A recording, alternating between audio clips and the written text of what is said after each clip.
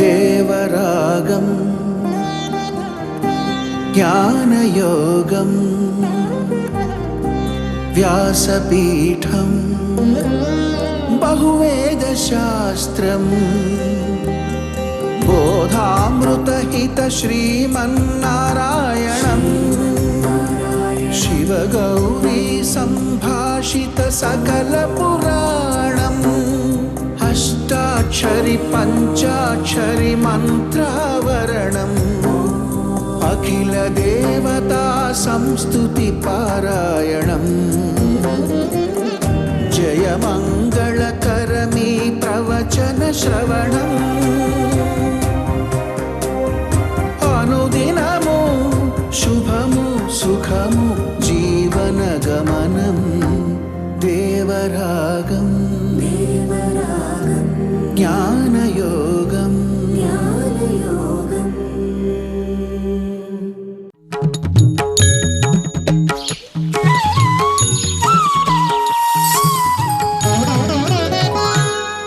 ఆపదామపహర్తారం దాతారం సర్వసంపదాం లోకాభిరామం శ్రీరామం భూయో భూయో నమామ్యహం.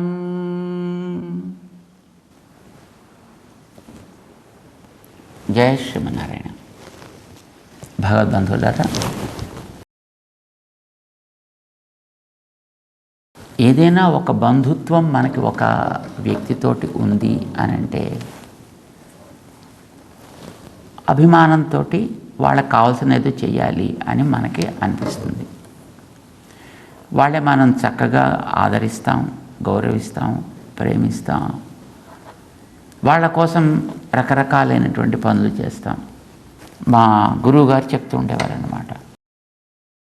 ఒకసారి ఒక వ్యక్తి ఎక్కడో అటు విజయవాడ దగ్గర నుంచో రాజమహేంద్ర దగ్గర నుంచో కలకత్తాకి ప్రయాణం చేస్తున్నట్టు. కలకత్తా సరే, ఆ ప్రయాణం చేస్తూ ఉండేటప్పుడు మధ్యలో వీళ్ళు ఒక సీటు రిజర్వేషన్ ఉంటుంది కదా, రిజర్వ్ చేసుకొని కూర్చుంటారు సాధారణంగా. చేత రిజర్వ్డ్ కంపార్ట్మెంట్లో వాళ్ళు ఉన్నారు. సామాన్యంగా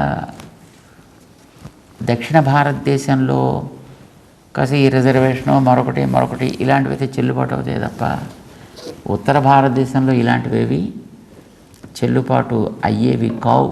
ఇప్పుడు అవుతున్నాయి లేదో మనకు తెలియదు, కానీ ఒకనాడు అలాంటివి ఏమి అయ్యేవి కావు. ఇక్కడ వీళ్ళు రిజర్వేషన్ చేసుకుని పాప ఆ కంపార్ట్మెంట్లో జాగ్రత్తగా వస్తువులు సామాన్లు గట్రా పెట్టుకుని ఇంకా దూర ప్రయాణం కనుక వీళ్ళు పెడుతున్నారు. ఒక పెద్ద ఆయన ఏదో ఒక చిన్న ఆయన, ఇద్దరు పెడుతున్నారు. సరే, కలకత్తాకి ఇంకొక కొంచెం సేపట్లో అంటే బహుశా ఇంకొక 3-4 గంటల్లో చేరతారు అనగా ఎక్కడో ఆగినటువంటి ఒక స్టేషన్లో సరే కొంతమంది జనాలు ఎక్కారు. అక్కడ చెప్పాం కదా, ఉత్తర భారతదేశంలో పెద్దగా రిజర్వేషను ఇలాంటివి లెక్క పెట్టరు. అంచేత గబగబా లోపలికి తోసుకుని ఎక్కారు. సరే, ఎక్కి వాళ్ళ లోపల ఇటు అటు తచ్చాడుతున్నారు. ఇంతలో ఈ పెద్ద ఆయన, ఇది కొంచెం కొద్దిగా వయసు కొంచెం పైబడ్డ ఆయన బాత్రూమ్కి వెళ్ళాడు.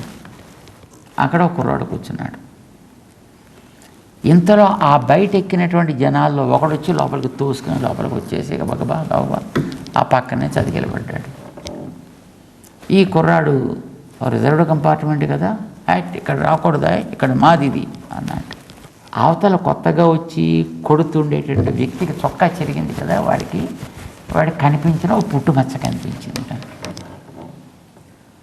కనిపిస్తే ఒరే నువ్వెవడివిరా అని అడిగాడు వాడు. నేను ఏదో బెరనాం ఫలానా అనుకుని వాడు అక్కడ వాడే కనుక నా పేరు ఫలానా అన్నాడు. నో, నువ్వు వాడివి కావు, నువ్వు ఎవరో నిజం చెప్పు అంటే అప్పుడు వాడికి కూడా తెలుగు వచ్చిందండి. వీడు ఇక్కడ వాడు తెలుగువాడు, వీడు అక్కడికి వెడుతున్నాడు. వీడు అక్కడ వాడు మొట్టమొదటి ఎక్కువ వచ్చి వాడిని కొడుతున్నాడు, వాడికి తెలుగు వచ్చిన వాడికి. అంటే వాడు మెల్లిగా కాస్త ఆపి వాడిని కాస్త సమాచారాన్ని సేకరిస్తే వాడు చిన్నప్పుడు ఈ ప్రాంతానికి వచ్చాడు, ఇక్కడే పెరుగుతున్నాడు, ఇక్కడే తిరుగుతున్నాడు, ఇక్కడే ఈ పనులు ఆ పనులు చేసుకుంటున్నాడు, ఏదో అలా ఉండిపోయాడు. అలా ఆ తర్వాత ఎంక్వైరీ చేస్తే తెలిసింది, ఆ పెద్ద ఆయనతో పాటు వచ్చిన కుర్రాడు ఉన్నాడే, వీళ్ళు చిన్నప్పుడు ఇద్దరు కూడా జంట పిల్లల్లా పుట్టారండి. కవలలు అంటుంటాం కదా, కవలల్లా పుట్టాడు. పుట్టగానే కొన్ని రోజులు అయిన తర్వాత ఆ రెండో వాడిని ఎవడో తీసుకెళ్ళిపోయాడు. ఎక్కడికి వెళ్ళిపోయాడు తెలియదు. చాలా వెతికారు, చేశారు, కానీ దొరకలే.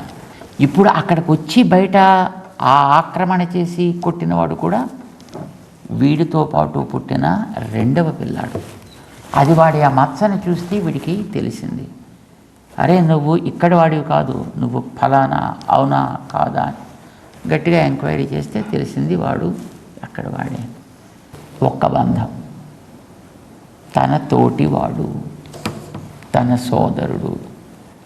సోదరుడు అనే ఒక్క బంధం తెలిస్తే అప్పటిదాకా ఒకడినొకడు కొట్టేసుకుందాం, ప్రాణాలు తీసేద్దాం అనిపించేంత కోపం వచ్చినప్పటికీ ఆ కోపం కాస్త కరిగిపోయి కారుణ్యం ఏర్పడి, స్నేహం ఏర్పడి, తన సీటు కూడా వదిలిపెట్టేసి వాడికి ఇచ్చేటటువంటి ప్రేమ కలిగిందే ఒక్క బంధం తెలిస్తే, ఒక్క సంబంధం తెలిస్తే.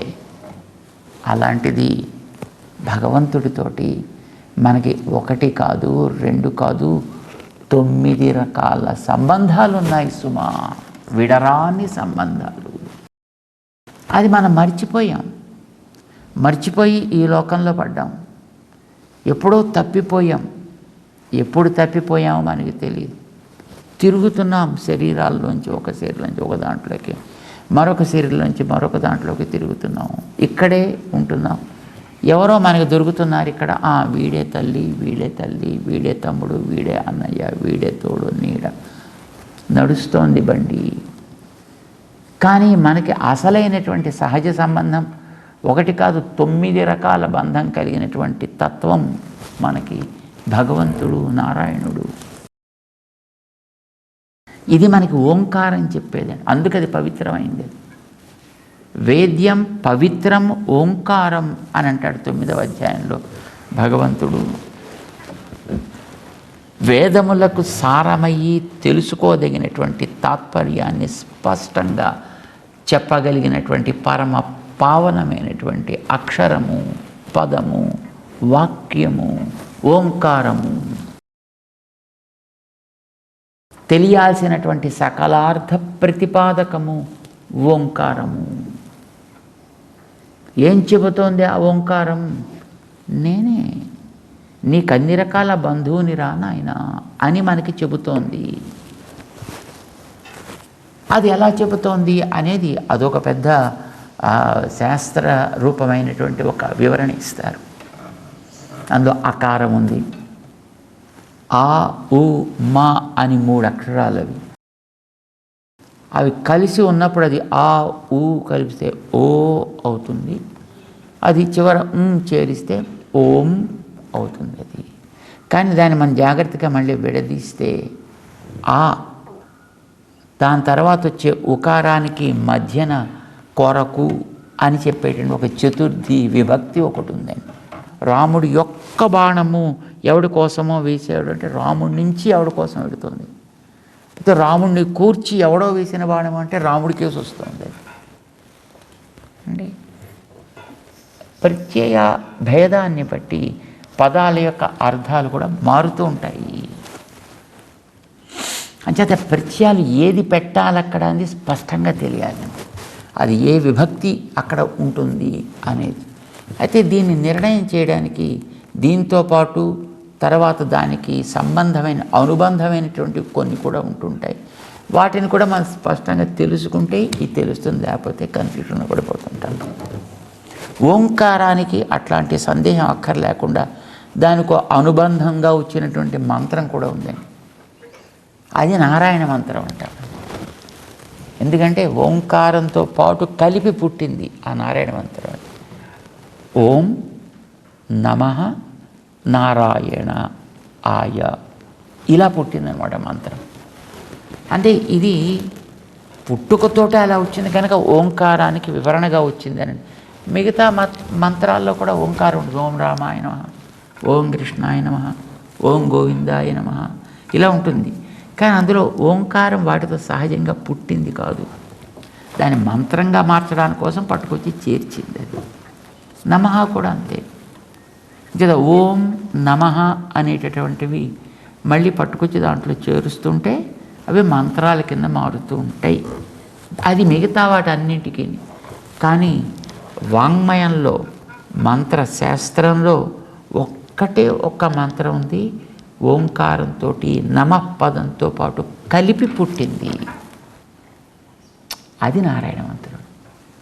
ఇది వేదం చెప్పిన మాట. ఇది ఓమితి అగ్రే వ్యాహరయత్, నమ ఇతి పశ్చాత్, నారాయణాయత్యుపరిష్టాత్ ఇలా పలకాల్సింది దాన్ని. మళ్ళీ మామూలుగా అయితే ఓం గోవిందాయ నమః, కేశవాయ నమః, మాధవాయ నమః, ఓం ఇక్కడ నమః అక్కడ, మధ్యలో ఆ మంత్రం ఏదో ఉంటుంది. సామాన్యంగా అలా కనిపిస్తాయి. కానీ అలా చెప్పడానికి వీల్లేదు, అలా పుట్టలేదు అయ్యా. ఇది ఓం అనేది మొదట పుట్టాను కనుక దాన్ని మొదట చెప్పాలి. నమ ఇది పశ్చాత్, తర్వాత వెంటనే నమః పదం పుట్టింది కనుక నమః పదం రెండవదిగా చెప్పాలి. నారాయణాయేత్యుపరిష్టాత్, వీటి తర్వాత నారాయణాయ అనే అక్షరం పుట్టింది కనుక పదం, దాన్ని ఆ తర్వాతే చెప్పాలి. ఇది ఆర్డర్. నీ ఇష్టం వచ్చినట్టుగా నారాయణ నమః అని చెప్పుకుంటానంటే చెప్పుకోవచ్చు, దాన్ని మంత్రం అని అనమే, నామము అని అంటాం. నామం అంటే నీ ఇష్టం, మంత్రం అంటే నియమంతో ఉంటుంది. అంచేత నారాయణ మంత్రం కావాలి అంటే ఈ నియమంతో ఉండాలి. 1, 2, 3 ఓం నమః, ఆ తర్వాతనే నారాయణాయ అనేది రావాలి. నారాయణ యా అని రావాలండి. అది 5 అక్షరాలుగానే ఉండాలి. మళ్ళీ వీడిష్టం వచ్చినట్టుగా ఏదో నారాయణ నారాయణ నారాయణ నారాయణ నారాయణ అంటే తప్పేం కాదండి, అది కూడా మంచిదే. కానీ మంత్రంలో వచ్చేటప్పుడు మాత్రం అది నారాయణ యా అనేది కూడా వస్తుంటేనే అది మంత్రం అవుతుంది. నేను చెప్తే ఏందండి అలాగా, మీకేమో అడ్డొచ్చిందా, నీకైనా కోపం ఎందుకు రావాలి దీంట్లో అంటే, నాకు కోపం రావడం కదా, ఇన్ని అక్షరాలతోటే దీన్ని పలకాలి అని చెప్పేశారు. అది కూడా వేదమే చెప్పేసింది. ఎందుకంటే కొంతమంది ఈ నారాయణ పదాన్ని రకరకాలుగా వంకర టింకర్లు చేసినటువంటి ప్రబుద్ధులు ఉన్నారు. ఎలాగా అంటే నారాయణాయ నారాయణాయ ఇలా చేసిన వాళ్ళు కొంతమంది ఉన్నారు. నారాయణాయ అని అడిగేశారు కొంతమంది. లేదు కొంతమంది నారాయణ అని ఆపేశాడు కొంతమంది. అలాగే మన ఇష్టం వచ్చినట్టు చేయడానికి వీల్లేదా. ఓమిత్ ఏకాక్షరం, ఓం అనేది ఒక అక్షరం, నమ ఇది 2 అక్షరే, నారాయణాయేతి 5 అక్షరాణి. అది నారాయణాయ అనేది 5 అక్షరం. అంతే తప్ప నా ఇష్టం వచ్చేట్టుగా నారాయణాయ విడదీసుకుంటే అలా కదండి వస్తుంది, రావచ్చు. కానీ దాన్ని ఏకపదంగానే పలకాలి, అప్పుడు నారాయణాయ అనే పలకాలి. అందుకే నారాయణ విడదీయడానికి వీల్లేదు అని వేదం స్పష్టం చేసింది. మొత్తానికి ఏతద్వై నారాయణస్య అష్టాక్షరం పదం. ఎవడైతే పలకాలనుకుంటున్నాడో సవ్యంగా వాడు 8 అక్షరములు కలిగిన దానికి కానీ ఇలా పలకాలి. అది ఓంతో కలపాలి, నమఃతో కలపాలి, నారాయణాయితో కలపాలి, కలిపి 8 అక్షరాలు చేయాలి. ఇది ఓంకారంతో పాటు అనుబంధంగా పుట్టినటువంటి మంత్రం. ఇది అంచేత ఓంకారంలో ఏమే ఉంది అనేది దీంట్లో కూడా తెలుస్తుంది అన్నమాట. కొంతమంది ఓమని విడదీస్తే ఆ ఊ మా మాత్రమే కాదా, ఇంకా దాంట్లో చాలా ఉన్నాయా. ఏమున్నాయి? ఈ ఆ ఊ మా అనే మూడిట్లో ఆ అనే దాంట్లోంచి నారా వచ్చింది, ఊ అనే దాంట్లోంచి నమః పదం వచ్చింది, మా అనే దాంట్లోంచి నార వచ్చింది, అయన వచ్చింది, 2 వచ్చాయి. ఇది విడివిడి క్రమంగా అలా వచ్చింది కనుక అక్కడ ఉండేవన్నీ కూడా ఇందులోనే ఉంటాయి. ఇందులోంచి వచ్చినటువంటి నారాయణ పదం అకారంలోంచి వచ్చింది. దానికి చివర ఆయ అని కూడా ఉంది, నారాయణయ అని కూడా ఉంది. ఆ యా అనేది చివర ఉంది కనుక ఆయా అనేటువంటి చతుర్థి నారాయణుని కోసం అని. అంచేత అకారం దగ్గర కూడా పక్కన నీకు అది కనిపించకపోయినా అకారం పక్కన ఆయా, అకారవాచ్యుడి కోసం మకారవాచ్యుడు. అకారమే మకారం కాదు, అకారవాచ్యుడి కోసం మకారవాచ్యుడు. కోసం కోసం అంటే వాడికి చెందినవాడు అని అర్థం అండి. అది తెలియకపోతే ఆయే మా, వాడే వీడు అయిపోయింది. తెలిస్తే వాడి కోసం వీడు అయింది. వాడి కోసం వీడంటే వాడిని ప్రేమించి వాడిని సేవించి వాడితో పాటు ఎప్పుడు ఉండేవాడని కదండి అర్థం. ఇంత తేడా వచ్చేస్తుంది అన్నమాట ఆ వివరణ తెలియకపోతే. అంచేత అపార్థాన్ని ఇచ్చే అవకాశం ఉంది ఉత్త ఓంకారానికి. అందుకోసమే ఓంకారంలోంచి విడిపడ్డ, లేదు దానికి విస్తృత రూపంగా వచ్చిన, లేదా దీంట్లోంచి వికసించినటువంటి మంత్ర శేషాన్ని కూడా చూసి అప్పుడు ఓంకారపు అర్థాన్ని నిర్ణయం చేయవలే అని అంటాడు. సరే, ఇంత చేసే నిర్ణయం చేసామనుకోండి, అకారం కోసం మకారము అని అన్నాం. ఏం తెలిసిందండి అప్పుడు? ఏం తెలిసింది ఏమిటి? మా అంటే తెలివైనవాడు, ఆ అంటే తెలివైనవాడు, తెలివికి లక్ష్యమైనవాడు, వాడిని కాపాడుకునేవాడు, వాడిని పోషించుకునేవాడు, వాడికి కారణమైనవాడు తండ్రి. కొన్ని సంబంధాలు తెలుస్తాయండి దాంట్లోంచి. ఓంకారంలోంచి మనకి కొన్ని రకాలైనటువంటి సంబంధాలు ఆ ఓంకారంతో తెలిసే పరమాత్మతోటి ఉన్నాయి అని చెప్తున్నాయి. ఏమేమిటవి అనేది ఒక పెద్ద లిస్ట్ తయారు చేసిందండి మనకి శాస్త్రం. ఏమేమిటది? పితాచ రక్షకః శేషీ భర్త జ్ఞేయః రమాపతి అని భగవంతుడి పేరు. స్వామి ఆధారః మమ ఆత్మా చ భోక్తా చ ఆద్యమనూదితః. ఆద్యమను మొదటి మంత్రమైన ఓంకారము.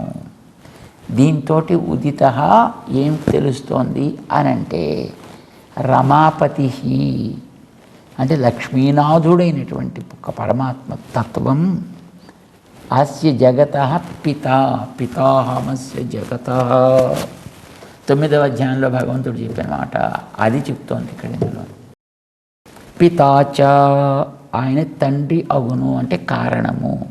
కొడుకుకి తండ్రి ఎట్లా కారణమో ఈ ప్రపంచానికి భగవంతుడు అట్లా కారణము. కనుక భగవంతుడికి ప్రపంచానికి ఒక సంబంధం ఉంది, కార్యకారణ భావ సంబంధం ఉంది.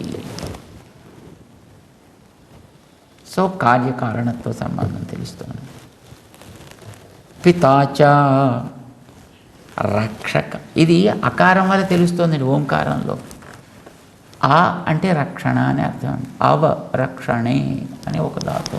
రక్షించువాడు, వాడు రక్షించువాడు అయినప్పుడు రక్షణకి లొంగి ఉండేవాడు ఎవడో ఒకడు ఉండాలి కదా, ఉంటే కదా వాడు రక్షకుడు అయ్యేది. అంచేత రక్షకుడు ఎప్పుడైతే అంటున్నామో వాడు రక్షణ చేస్తే దాన్ని పొందేటటువంటి ఒక రక్ష్యభూతుడైనటువంటి జీవుడు కూడా ఉన్నాడు అని అర్థం.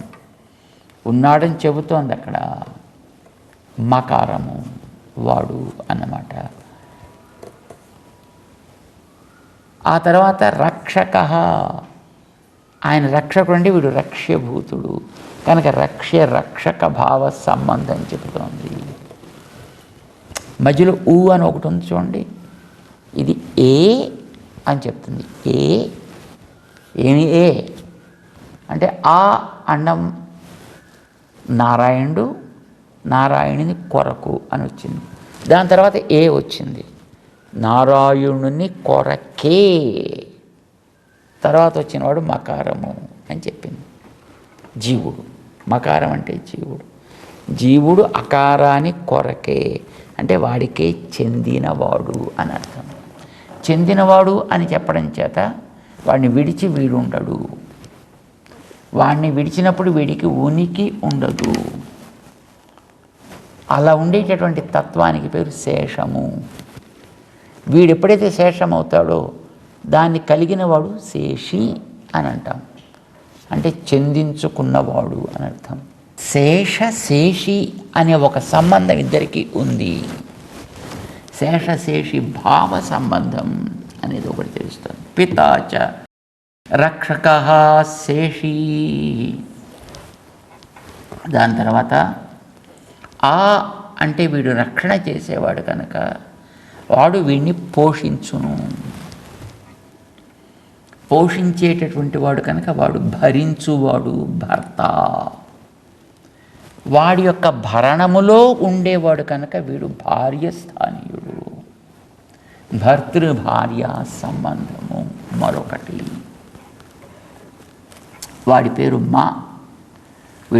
వీడి యొక్క పోషణలో ఉండేవాడు మా. మా అంటే మననం అనే ఒక శక్తి కలవాడు, జ్ఞానం అనేది ఒకటి కలవాడు. వాడు ఎప్పుడైతే జ్ఞానం ఉన్నవాడో ఈ జ్ఞానంతో తెలుసుకోతగిన వస్తువేది అనంటే అది అవతలి విడికి ప్రత్యర్థిగా ఉండేటువంటి వాడు అకారవాచ్యుడు.